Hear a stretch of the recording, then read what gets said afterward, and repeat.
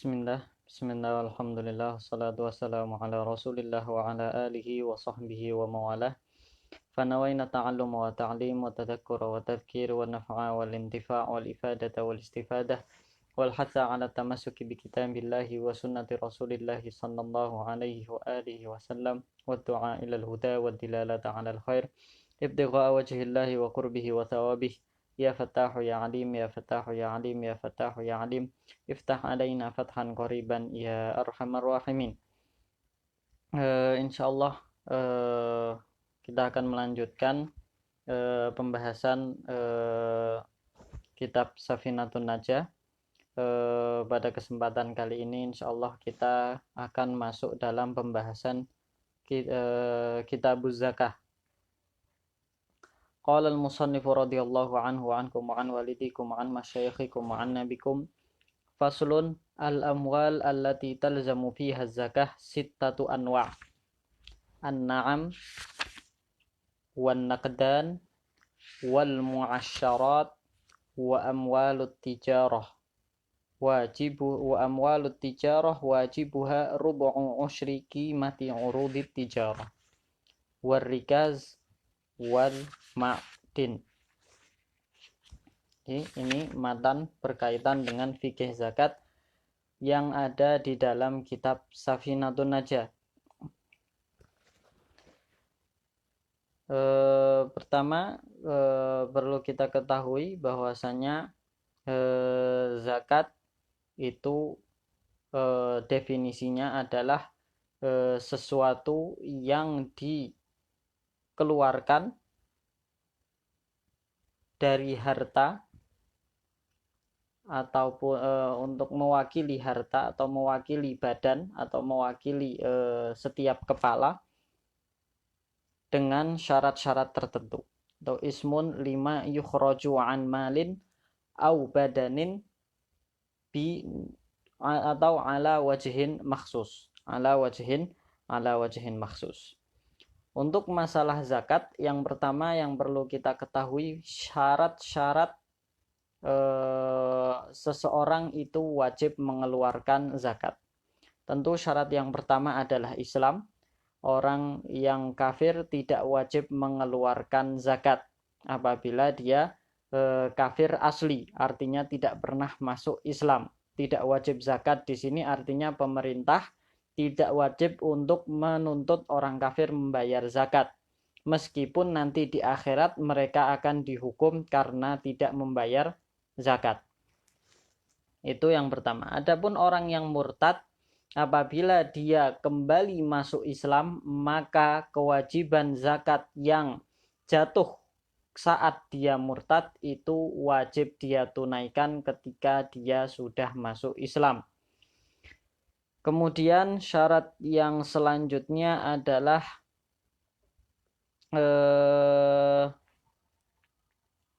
muayyan. Artinya apa? Artinya harta ini adalah milik perseorangan, bukan milik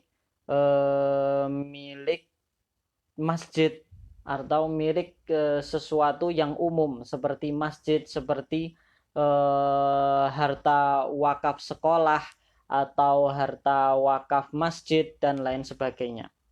Kemudian selanjutnya ada syarat selanjutnya adalah mutayakin wujuduhu, yaitu orang yang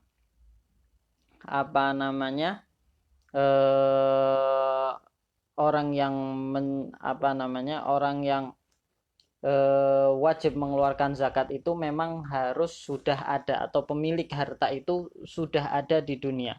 Artinya apa? Artinya kalau misalnya ada harta yang diwakafkan kepada janin atau anak yang belum lahir atau janin yang masih di dalam kandungan, atau janin yang di dalam kandungan ini mendapat harta warisan, yang mana harta warisan ini harta warisan ini wajib dikeluarkan zakatnya. Maka tidak wajib dikeluarkan zakatnya sampai janin ini betul-betul sudah keluar dari rahim ibunya dalam keadaan hidup. Oke. Nah, kemudian itu tadi syarat-syarat apa? Itu tadi syarat-syarat wajib mengeluarkan zakat. Kemudian di sini disebutkan harta-harta yang wajib, tentu syaratnya juga harus syarat wajib mengeluarkan zakat juga artinya mempunyai harta yang memenuhi syarat untuk dikeluarkan zakatnya. Nah, kemudian disebutkan di sini harta-harta yang wajib dikeluarkan zakatnya. Dikatakan di sini al-amwal allati talzamu fiha zakah sitatu anwa. Harta-harta yang wajib dikeluarkan zakatnya itu ada 6 macam. Nah, kemudian di sini dikatakan yang pertama adalah an-na'am. An-na'am itu apa? An-na'am itu adalah hewan ternak, tapi bukan hewan ternak. Semua hewan ternak wajib dikeluarkan zakatnya, yaitu hewan ternak yang hewan ternak yang dimaksud adalah kambing, sapi dan unta. Kambing, sapi dan unta. 3 hewan ternak ini saja yang wajib dizakatkan dengan syarat-syarat tertentu.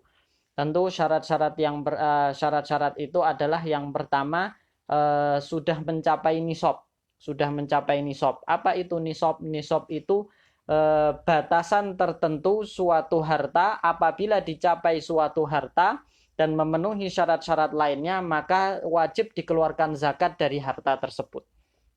Nanti akan kita sebutkan berapa nisab unta, berapa nisab sapi, dan berapa nisab dari kambing. Nah, kemudian yang kedua juga hewan ternak ini, kambing, sapi ataupun unta ini jumlahnya selama setahun tidak berkurang dari nisab. Selama 1 tahun tidak berkurang dari nisab. Selama 1 tahun penuh dari sejak dia miliki. Tidak keluar dari nisab dan tentu juga tidak keluar dari kepemilikannya. Oke, tidak keluar dari kepemilikannya. Nah, jadi ada di dalam kepemilikannya selama setahun. Kalau misalnya di tengah-tengah tahun itu kemudian hewan ternak ini melahirkan anak, maka anak ini haulnya atau hitungan setahunnya, hitungan setahun itu namanya haul ya. Hitungan setahunnya itu apa? Ikut ibunya. Artinya hitungan setahunnya itu ikut ibunya. Artinya bukan dihitung dari sejak dia lahir, tapi dihitung dari sejak setahunnya itu dihitung dari sejak memiliki ibunya. Oke. Kemudian juga syarat hewan ternak ini, syarat wajib zakat hewan ternak ini wajib dikeluarkan zakatnya apabila dalam setahun penuh itu dalam setahun penuh hewan ternak ini diberi makan dengan digembala di ladang yang mubah. Artinya ladang itu bukan milik dia dan juga bukan milik orang lain. Dan yang menggembala adalah dia sendiri, bukan kambing hewan ternaknya yang pergi sendiri dan juga bukan orang lain yang menggembala tanpa izin. Nah, jadi itu syarat wajib mengeluarkan zakat hewan ternak. Apabila memenuhi syarat-syarat ini tadi, maka wajib mengeluarkan zakat hewan ternak tersebut. Oke, sekarang nisabnya berapa? Nisabnya untuk unta. Untuk unta itu dimulai dengan 5 unta. Ketika seorang mempunyai 5 unta, maka dia harus mengeluarkan 1 kambing. 1 kambing ataupun 1 domba. Nah, kita bedakan di sini antara kambing dan domba ya. Kalau domba itu yang buntutnya ke bawah, biasanya dia gemuk, rambutnya keriting. Nah, itu namanya domba. Ya, kita sebut di sini dengan nama domba. Kemudian kalau kambing itu yang buntutnya biasanya ke atas.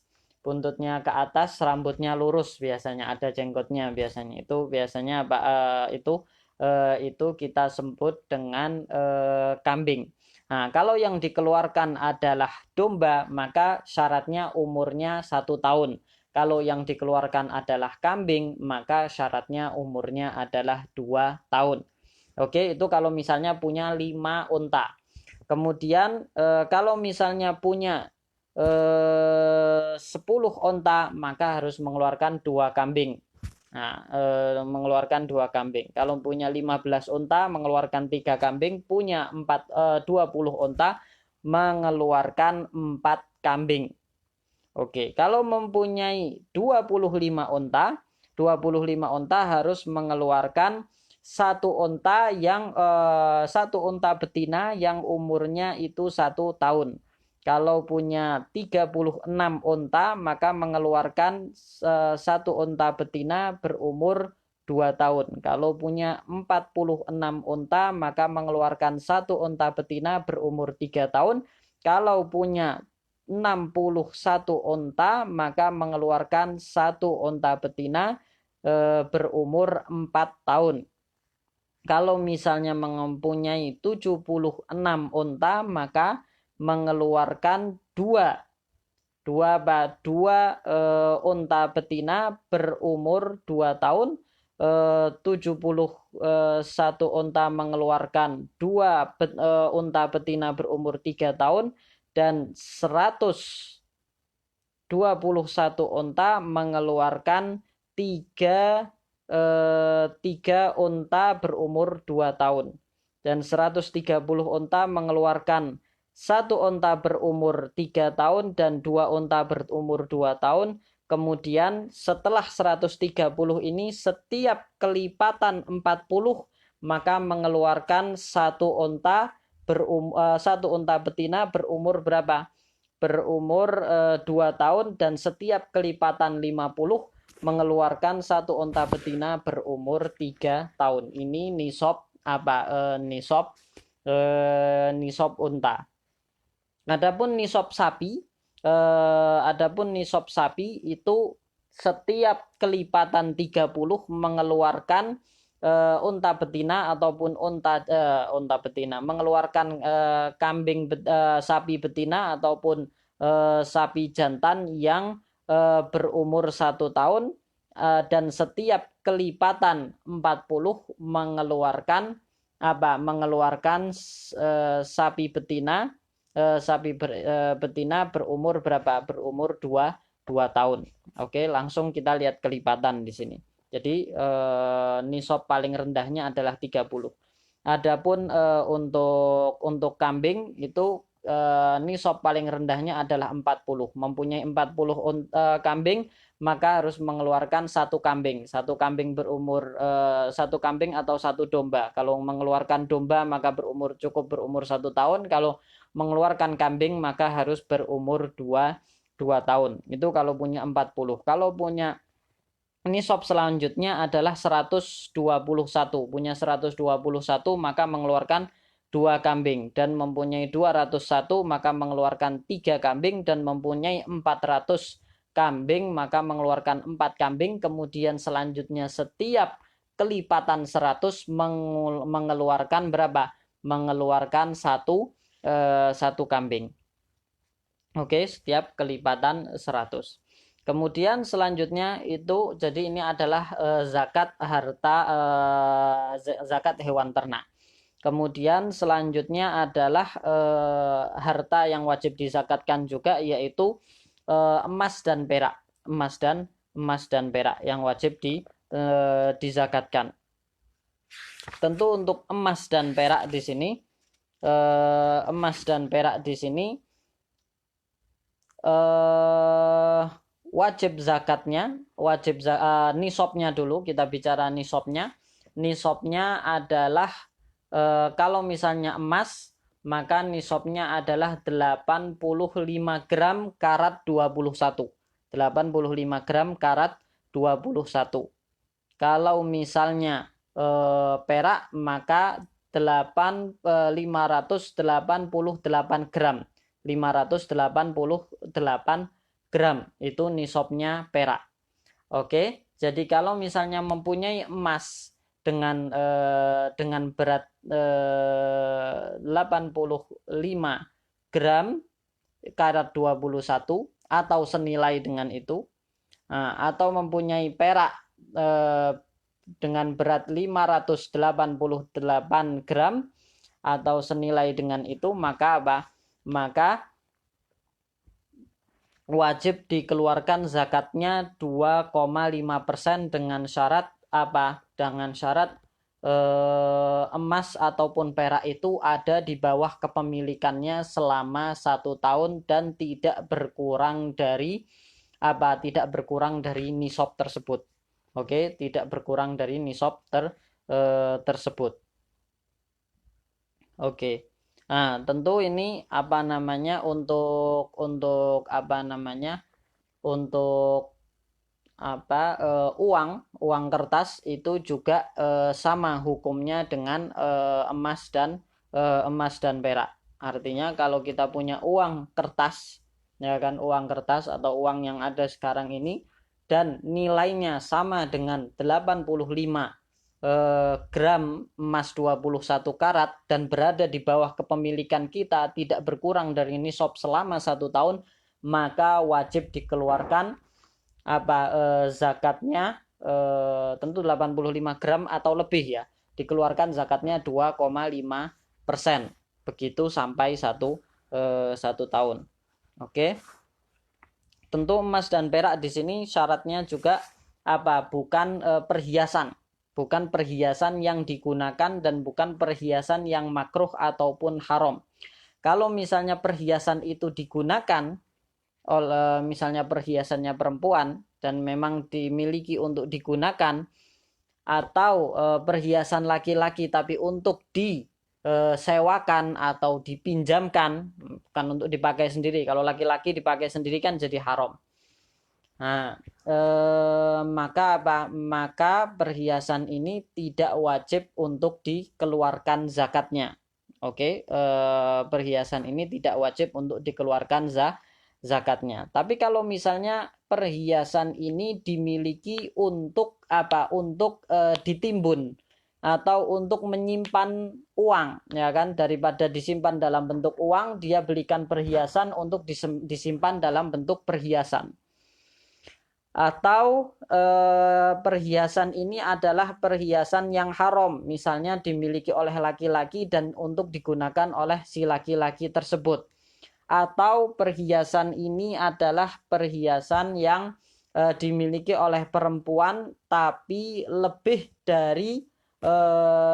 dari adat yang atau kebiasaan yang dimiliki oleh perempuan-perempuan yang setara status sosialnya dengan dia, sehingga apa yang dia miliki dari perhiasan emas ataupun perak ini dianggap sebagai berlebihan. Karena apa? Karena perempuan-perempuan yang sederajat dengan dia status sosialnya itu tidak sampai perhiasan yang dimiliki itu tidak sebanyak yang dimiliki.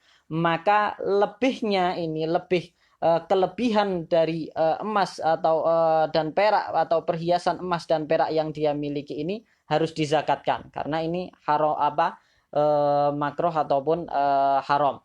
Oke, demikian juga kalau misalnya emas dan perak ini dimiliki dengan hukum makruh, seperti orang yang mempunyai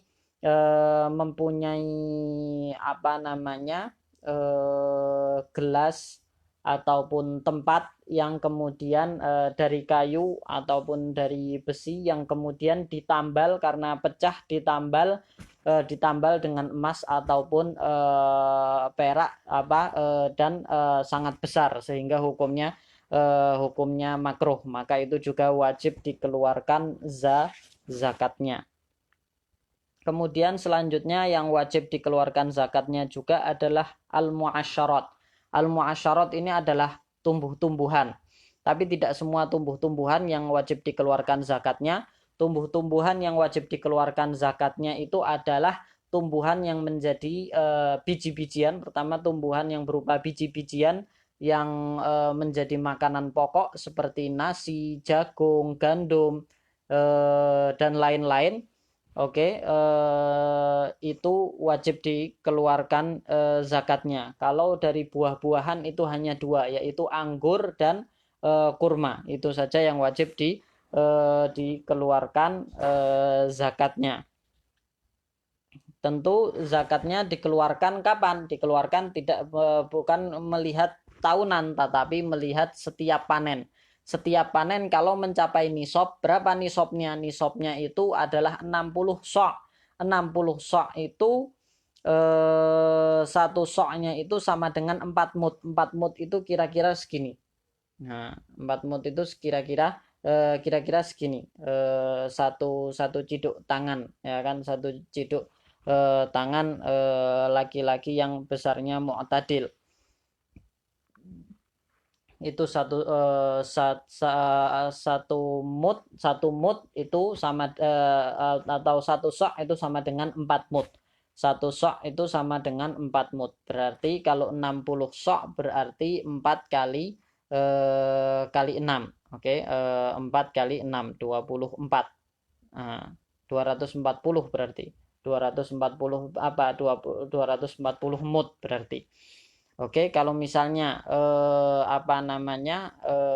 hasil panennya itu kalau misalnya diukur dengan sok itu mencapai 60 sok, tentu diukur dengan soknya ketika dalam keadaan bersih dari kulit kalau biji-bijian, dan bersih dan sudah kering kalau sudah kering, tentu sudah biji-bijiannya sudah mengeras dan sudah bersih dari kulit.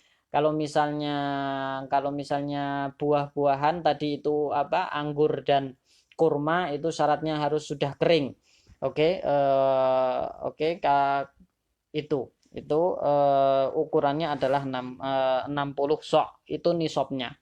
Dikeluarkan berapa? Dikeluarkan tinggal dilihat kalau misalnya pengairannya itu membutuhkan untuk masalah pengairannya itu membutuhkan pengeluaran dan usaha, ya kan, pengeluaran ataupun tenaga, seperti misalnya menggunakan diesel untuk pengairannya, atau menggunakan atau harus diambil dari sumur pengairannya, atau harus menggunakan roda yang digunakan untuk mengalirkan air dan lain sebagainya. Artinya mengeluarkan tenaga untuk pengairannya itu mengeluarkan tenaga dan materi, maka yang wajib dizakatkan hanya 5% saja, 5% dari hasil panen itu. Tapi kalau misalnya pengairannya itu tidak membutuhkan tidak mengeluarkan untuk pengairannya sendiri itu tidak mengeluarkan materi ataupun tenaga yang banyak, walaupun harus mengeluarkan tenaga di awalnya, seperti misalnya pengairannya itu dari hujan atau dari sungai atau dari konawat, sungai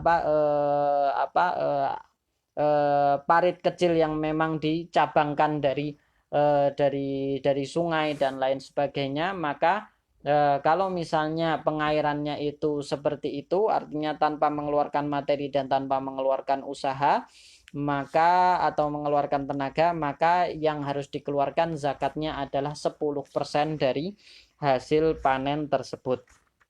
Nah, kemudian selanjutnya adalah wa amwalut tijarah, dan yang wajib dizakatkan juga adalah harta perniagaan, yaitu harta jual beli, yaitu barang yang kita jual. Barang yang kita jual itu wajib dizakatkan. Oke, wajib dizakatkan. Dengan syarat apa? Dengan syarat yang kita jual itu adalah berbentuk barang, bukan berbentuk uang. Tapi kalau misalnya yang dijual itu adalah berbentuk uang, seperti misalnya orang yang jual mata uang, mata uang, atau berjual emas ataupun berjual perak, maka itu hukum zakatnya ikut hukum zakat emas dan perak, tidak ikut hukum zakat hukum zakat jual beli. Tapi kalau barang jualan itu adalah barang, berupa barang, bukan berupa uang, bukan berupa, yang dijual itu adalah barang, bukan artinya bukan berupa uang dan juga bukan berupa emas dan juga bukan berupa perak. Nah, kemudian juga syaratnya juga barang harus ada itu syaratnya ya. Syarat wajib zakat. Jadi yang dizakatkan itu adalah barang yang dijual, yaitu barang yang berbentuk barang, bukan berbentuk uang ataupun emas dan perak. Tentu juga di sini disyaratkan haul, disyaratkan setahun. Jadi berjalan proses jual belinya ini berjalan selama 1 tahun. Oke, 1 tahun ini diukur atau dihitung dari mana? 1 tahun ini dihitung dari sejak membeli barang tersebut.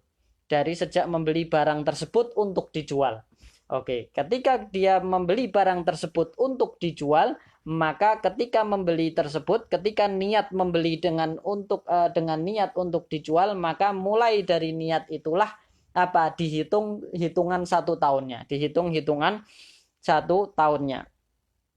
Tentu itu kalau misalnya dibeli. Tapi kalau misalnya bukan barang yang dibeli, misalnya dia ingin menjual barang yang dia dapatkan bukan dengan cara pertukaran, bukan dengan cara ada transaksi pertukaran. Oke, maka seperti misalnya barang yang didapatkan dari hadiah, ataupun barang yang didapatkan dari warisan, atau barang yang didapatkan dari hibah. Oke, kemudian dia mau menjualnya, maka hitungan 1 tahunnya itu dimulai sejak dia mulai menjual, bukan dari sejak niat. Oke, nah kemudian juga syarat harta ini atau harta yang dijual ini kena zakat perniagaan itu apabila di pertengahan tahun tidak berubah jadi uang semuanya. Kalau misalnya berubah jadi uang semuanya, maka putus haulnya. Artinya apa? Artinya tidak dihitung lagi hitungan tahunnya terputus, dihitung menjadi tahun baru. Dihitung dengan haul baru untuk zakat zakatnya sudah bukan zakat tijaroh lagi, tapi zakatnya masuk ke zakat nakdain, yaitu zakat emas dan perak ataupun uang. Nah, kemudian juga tidak ada maksud untuk menjadikan milik pribadi. Artinya di pertengahan tahun misalnya, sudahlah anak nggak mau menjual barang ini aja, mau tak pakai buat diri anak aja sendiri. Oke, dengan demikian maka putus sudah kewajiban zakat tijarohnya. Artinya sudah putus haulnya, yaitu hitungan 1 tahunnya hitungan tahun yang berjalan itu tadi sudah putus dengan niat tersebut. Nah, kemudian juga haul ini atau 1 tahun ini dihitung dari sejak niat tadi ya, sejak niat ketika membeli barang. Tapi itu kalau misalnya membeli barangnya itu bukan dengan harta yang nilainya sudah sama dengan nisab emas, yaitu 85 gram. Tapi kalau misalnya harta yang digunakan untuk membeli barang ini, artinya modal itu tadi itu nilainya sama dengan zakat dengan nisab emas itu tadi, nilainya sama dengan 85 gram emas karat 21, maka haulnya, yaitu hitungan 1 tahunnya itu dimulai sejak memiliki uang itu, bukan sejak membeli barang ini. Oke, itu. Nah, kemudian berapa yang harus dikeluarkan? Kapan harus mengeluarkannya? 1 tahun setelah 1 tahun. Oke. Cara mengeluarkannya bagaimana? Cara mengeluarkannya adalah dengan dihitung barang jualannya ini, dihitung nilainya, harga pasarannya berapa. Oke, harga barang jualan, harga pasaran semua barang jualan yang kita miliki berapa, ditambah barang yang uang hasil jualannya, ditambah dengan uang hasil jualannya. Apabila di akhir tahun itu mencapai nisab, atau senilai dengan 85 gram emas 21 karat atau lebih, maka wajib dikeluarkan zakatnya berapa? 2,5%. Itu ya. Nah, kemudian harta yang wajib dizakatkan selanjutnya adalah arikas. Arikas itu apa? Arikas itu adalah harta karun. Apa maksudnya harta karun? Harta yang terpendam di dalam tanah. Harta yang terpendam di dalam tanah, tapi dengan syarat. harta yang terpendam di dalam tanah. Yang pertama syaratnya tanahnya itu tidak ada pemiliknya, atau tanah itu adalah miliknya tapi dengan apa? Dia miliki dengan bukan dengan membeli tapi dengan ihya, dengan memiliki tanah yang tadinya tidak ada pemiliknya, dengan memakmurkan tanah tersebut, dengan mendirikan sesuatu di atas tanah tersebut, atau dengan menanami sesuatu di atas tanah tersebut. Itu namanya dengan ihya. Tapi kalau misalnya tanah itu dia miliki dengan beli, maka apa? Maka harta yang terpendam di dalam di dalam tanah tersebut itu milik orang yang pertama kali memilikinya dengan cara ihya itu tadi. Oke, tentu harta yang terpendam ini yang wajib dizakatkan apabila berbentuk emas ataupun perak, atau terbuat dari emas ataupun terbuat dari perak. Dan harta yang terpendam ini terpendam atau milik orang sebelum diutusnya Nabi Muhammad SAW, yaitu dafinul jahiliyah, yaitu barangnya umat jahiliyah, yaitu sebelum diutusnya Nabi Muhammad SAW. Tapi kalau misalnya harta tersebut adalah terpendam setelah diutusnya Nabi Muhammad SAW, maka harta itu hukumnya bukan rikas, bukan harta karun, tetapi hukumnya adalah lukotoh, harta temuan. Maka hukumnya ikut hukum lukotoh, ikut hukum harta temuan. Oke, bagaimana kita tahu ini terpendam kapan? Ya tentu bisa dilihat dari misalnya ada nama raja pada zaman tersebut, atau ada tahun yang ditulis, atau atau bisa ditanyakan kepada arkeolog dan lain sebagainya. Kemudian yang terakhir yang wajib dikeluarkan zakatnya adalah al-ma'din. Al-ma'din itu apa? Harta tambang. Harta yang didapatkan, tentu harta di sini maksudnya adalah emas ataupun perak yang didapatkan dengan menambang. Nah, itu harus tadi kalau untuk rikas itu dikeluarkan berapa? Harus mengeluarkan khumus ya, artinya yang dikeluarkan dari rikas itu bukan 2,5% tetapi 20%, tetapi berapa? 20%. Oke, kemudian untuk rikas, untuk ma'den yaitu barang tambang yang berupa emas ataupun perak itu juga wajib dikeluarkan zakatnya setiap mencapai nisab, tidak harus menunggu haul, sama juga tidak harus menunggu 1 tahun. Artinya tidak ada syarat harus dimiliki 1 tahun. Tadi itu juga harta karun itu juga tidak disyaratkan harus dimiliki 1 tahun. Nah, dan kalau barang tambang ini yang dikeluarkan adalah 2,5%. Oke, 2,5%.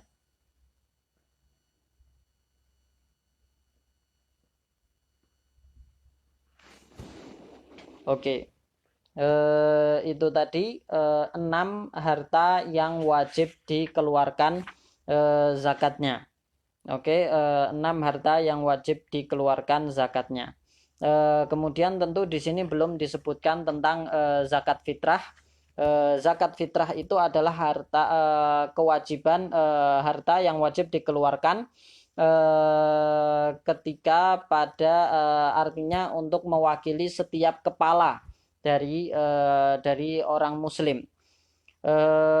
Zakat fitrah ini wajib dikeluarkan untuk setiap orang yang hidup di akhir bulan Ramadan, artinya detik-detik terakhir bulan Ramadan dan detik-detik pertama bulan Syawal. Oke, detik-detik terakhir bulan Ramadan dan detik-detik bulan Syawal. Artinya dia harus hidup syarat wajibnya zakat fitrah ini dia harus hidup sebelum terbenamnya matahari terakhir bulan Ramadan sampai terbenamnya matahari terakhir bulan Ramadan. Oke, artinya kalau misalnya meninggal sebelum itu maka maka tidak wajib dikeluarkan zakat fitrahnya. Atau lahir setelah terbenamnya matahari, maka tidak wajib dikeluarkan zakat fitrahnya. Tentu yang dikeluarkan zakat fitrahnya ini adalah orang-orang muslim. Siapa yang wajib mengeluarkan zakat fitrah? Yang wajib mengeluarkan zakat fitrah adalah orang yang wajib menafkahi. Orang yang wajib menafkahi, dia wajib mengeluarkan zakat fitrah untuk setiap orang yang wajib dia nafkahi. Jadi bukan setiap orang wajib mengeluarkan sendiri-sendiri zakat fitrahnya, tapi kewajiban mengeluarkan zakat fitrah itu kembali kewajiban itu adalah kewajiban bagi orang yang wajib menafkahi dia. Oke, atau orang yang wajib menafkahi orang-orang yang dia nafkahi. Oke, imma dia itu adalah suami posisinya, atau anak, atau orang tua, demikian. Nah, kemudian tentu yang wajib dizakati adalah semua yang dinafkahi, istri, anak, orang tua. Kalau misalnya orang tuanya wajib dinafkahi, ya kan, anak kalau misalnya anaknya itu wajib dinafkahi. Demikian juga kemudian yang menjadi pertanyaan, apakah pembantu itu wajib dikeluarkan zakat fitrahnya bagi majikannya? Tentu untuk pembantu ini tergantung pembantunya siapa. Nah, kalau misalnya pembantunya sendiri maka tidak, atau pembantu orang lain maka tidak. Yang wajib dikeluarkan zakat fitrahnya itu adalah pembantu istrinya. Oke, pembantu istrinya. Artinya si pembantu ini membantu istri, bukan membantu dirinya. Pembantu istrinya yang gajinya itu berupa nafkah, bukan berupa uang bulanan. Oke, berupa nafkah. Artinya gajinya itu nafkah. Artinya kalau misalnya gajinya itu adalah uang bulanan, maka pembantu itu tidak dikeluarkan zakat fitrahnya oleh majikannya. Oke, itu. Nah, kemudian kapan wajib mengeluarkan zakat fitrah? Tentu dengan terbenamnya matahari akhir Ramadan itu wajib mengeluarkan zakat fitrah, ya kan? Dan afdolnya afdolnya itu adalah sebelum sholat Aid, dan tidak boleh mengundur mengeluarkannya sampai terbenamnya matahari dari tanggal 1 bulan Syawal, yaitu terbenamnya matahari hari raya Idul Fitri. Nah, kemudian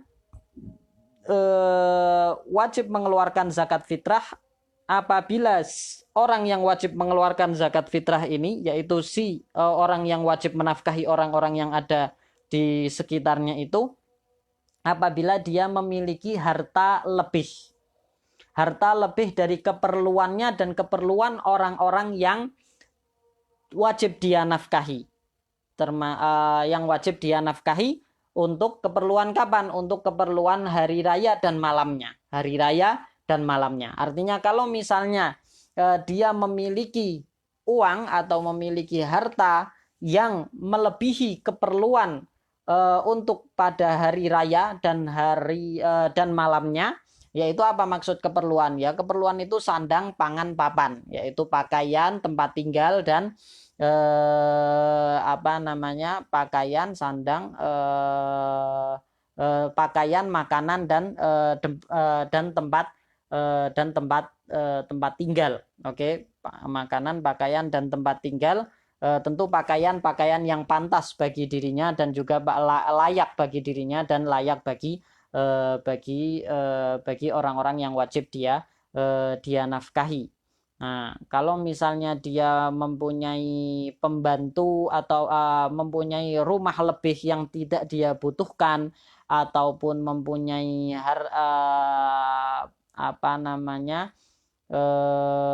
pembantu yang dia tidak butuhkan, atau pembantu itu adalah pembantu bukan pembantu dirinya atau pembantu istrinya, tetapi itu adalah pembantu yang menjaga tanah atau menjaga ternaknya, maka itu harus diberhentikan dulu pekerjaannya, itu tidak dihitung sebagai kebutuhan. Oke, itu tidak dihitung sebagai kebutuhan. Oke, artinya kalau mempunyai harta tersebut ya berarti dianggap mampu. Oke, harta yang lebih ini tadi wajib kalau misalnya mempunyai harta yang lebih dengan syarat-syarat tadi itu, maka wajib mengeluarkan zakatnya. Wajib mengeluarkan zakat fitrah bagi dirinya dan bagi orang-orang yang wajib dia nafkahi. Oke. Dan kalau misalnya hartanya itu tidak cukup untuk mengeluarkan semua mengeluarkan zakat fitrah bagi semua anggota orang yang wajib dia nafkahi, maka dia harus mendahulukan dirinya. Oke, kemudian istrinya, kemudian anaknya yang kecil, kemudian orang tuanya, kemudian anaknya yang besar, sebagaimana yang disebut di dalam buku-buku fikih. Nah, kalau misalnya hanya cukup untuk dirinya, ya sudah, keluarkan untuk dirinya saja.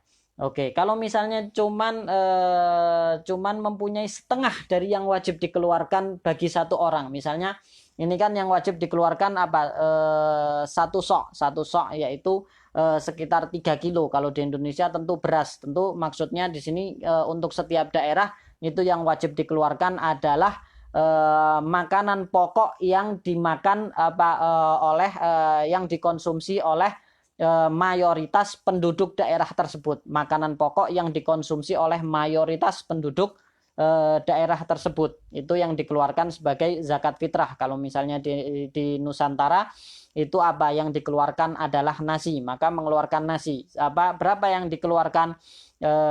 Yang dikeluarkan adalah satu sok kira-kira ihtiyatonnya 3 kilo gitu kan. Satu sok itu sebenarnya 2,75, tapi ihtiyatonnya jaga-jaganya sekitar 3 kilo. Oke, itu yang harus dikeluarkan. Kalau misalnya kurang dari itu, punyanya kurang dari itu, misalnya cuma mampu mengeluarkan 1 kilo, ya sudah, keluarkan 1 kilo untuk dirinya. Punyanya setengah kilo, keluarkan setengah kilo.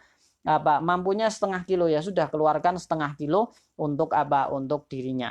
Nah, tapi misalnya yang orang-orang yang wajib dia nafkahi itu punya duit atau kaya, misalnya istrinya kaya, anaknya juga punya harta dan lain sebagainya. Mereka yang tidak mempunyai kewajiban menafkahi tidak wajib mengeluarkan zakat fitrah walaupun mereka punya duit. Tetap yang wajib Yang wajib adalah orang yang wajib menafkahi.